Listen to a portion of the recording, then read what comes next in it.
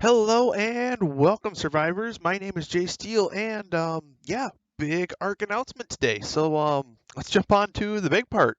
Is right here in front of us. Obviously, is Ark Genesis Part 2.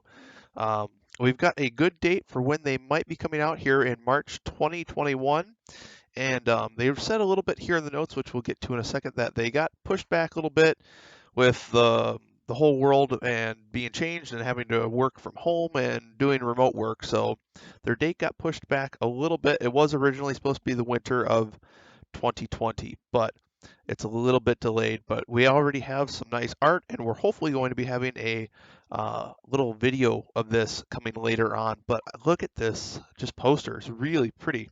Looks like we got a lot of space in the background here with the stars, and I can't quite tell what we got going on down here in the bottom right. It almost looks like some type of weird seaweed or something growing. Then obviously we got this big new creature thing. It almost looks like a rock drake, but it's got lots of different features. I'm not sure. I'm excited. I'm excited for it. I think this will be. I think it'll be pretty fun. I can't wait to see the teaser trailer that they'll have here, hopefully in a few months. But that is our big kind of announcement done and out of the way here with our little news clip. Let's actually jump into some updates that are going to be coming to Ark, and because we've got some decent gameplay changes. So let's start covering a little bit of that. All right, and here we are on survivetheark.com. The Community Crunch number 231 is the article that we are taking a look at today. And again, with the nice big picture of Genesis Part 2, I do want to note too that right here in the front, or on the top, we're gearing up for the epic conclusion of Ark Survival Evolved storyline. So Genesis Part 2 does sound like it's going to be the last DLC or any content for Ark Survival Evolved. But that's not to say that there might be an Ark Survival Evolved 2. We don't know yet. But I did want to note on that before we scroll down here. Looks like Crystal Isles is going to be coming to consoles. Another interesting one here is the TLC Patch 3 is going to be coming soon, hopefully, and they're going to be overhauling two classic creatures with new models, animations, visuals, and gameplay mechanics and functionality. So I want to guess that a Bronto might be one. That's super classic creature who could probably really use a TLC. Um, yeah, I think that'd be interesting to see what you guys think of what might be the two creatures that they put in this TLC. We have some balance patches that are going to be upcoming on the 30th here. It looks like the Balusaur is going to be increased the deep sea depth value at which damage is taken by approximately 30%. Now, I sat and thought about this for a minute. I think that means that it's increasing the value, so how far down you have to go before you start taking damage. So if they're increasing how far down you have to go before you take damage, I think you're going to be able to go deeper before you start to take damage. So I think it's a good thing, but I could be reading that wrong. To all, one is your own. The Bloodstalker is getting a little bit of a nerf, reducing armor penetration by 35 and the durability damage by 50. A Carno getting a little bit of a buff, actually already adding some armor penetration and adding a bleed effect that will do up to 5% of the target's health and damage. The turtle, the Carbonus, I'm not good with some of the names, increasing the resistance to tech turrets. The Dunkel, this is awesome. The Dunkel's weight of obsidian in its inventory is reduced by 75%. Its weight for metal, stone, crystal, and black pearls is getting reduced by approximately 50%. And its swim speed is increasing by 20, which for Genesis with the big ocean, the Dunkel is like a really good all-around resource harvester for all these resources. So for it to get that weight reduction is amazing. And the Leopoleurodon, not many people get to tame one of these, but they increase your buff for drops, and they used to only last for 30 minutes, which on the island was not really enough time to swim around and grab all of the deep sea loot crates. Now they're bumping that up to 6 hours, which will add quite a bit and be nice. The giant sea turtle on Genesis, its shell resistance is going to get knocked down from 80% to 50%, and it's going to reduce the amount of health it gains per level by 15. Same thing with the Parasaur. So the giant turtle is going to be a little bit less powerful. The breeding rates are going to change a little bit. I was sad to see that the Giga is not included in this list. But some creatures that are going to have a reduced maturation time are the Mosa, the Balusaur, the Squid, the Plesiosaur, Compy, the Horse, the Quetzal. I don't know why the Fioma needed a reduced maturation time, but it did apparently. An Itchy, a Dunkel, a Jerboa, and oddly the Rhino is getting an increased time.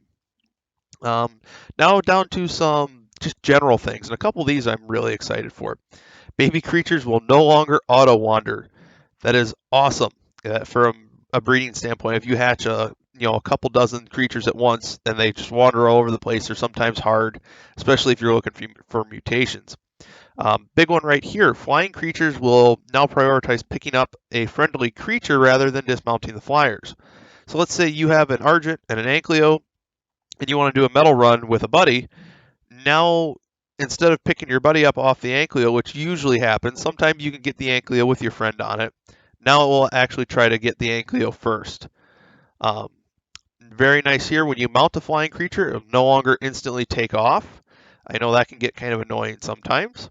And not all creatures do it, but I think most of them did. A cryopod on a player's inventory will charge if you're sleeping in a tech pod. Here's a big one that I think has been requested for quite a while. That tech helmets actually provide player with the gas mask bonus to protect them from the Wyvern and Basilisk spit. I hope that will work in areas where in areas that have poison gas, like the swamp cave on the island. And I also hope it works with narcotic grenades, but it's not really specified, so I'm not sure. Tech turrets will need more shards for bullets. Metal ingots and raw metal, its stack size will now be 300, so that will be interesting on players who don't put a lot of points into their weight. Lesser antidote spoil time increased. Spoil time on prime meat and prime fish has doubled, which will be nice for having to gather stuff like that. Gas bag won't push things around. Helena and Chibi creatures no longer disable protection against bees. Yell and Whisper can be switched on PC. Added an additional 15 seconds to all race missions on Xbox and PlayStation 4. You can actually buy the event emotes from the Hexagon store for quite a hefty amount of hexagons, but that is interesting that we'll be able to get the emotes outside of the events now. The boss timer on Valguero got increased, and adding a configurable option for how many gate frames you can fit on a saddle, which will be interesting. And they'll be applying that to the official network. And the last bit we have to cover here, which I know we're getting a little long on our video, is 2x rates are now going to become the new norm for official. So they've had official servers on 2x with the evolution event for quite a while, and I think majority of the people have kind of gotten used to it, so they're going to be making it a permanent increase as of the 30th, I do believe. So that'll be interesting, which is what we usually have our servers set to. So now it's going to be quite the bonus. But yeah, this is the second time here they said at the end that they have actually increased the default rates. I'm hoping that this will make the game a little bit easier on officials, make it not quite so much as a grind, making it a little bit faster of a pace, and hopefully a little bit more fun for the majority of people. Hopefully we don't have too many down negative things from it, but that pretty much covers it. We got a little bit of fan art here, some neat little things. But yeah, that pretty much covers a little news update here, so I don't want to make it run too much longer. So thank you guys all for tuning in. I hope that you're all as excited as I am about the Genesis Part 2. I can't wait to see the trailer come out and see how that goes. We'll probably be doing a little reaction video and kind of trying to debunk it and pick it apart and see what's all in it. But for now, that is all I got. So thank you guys so much for watching. I hope you enjoyed, and I hope you found some useful information and maybe even will consider subscribing. Anyway, thank you guys so much for watching, and I hope to catch you in another one.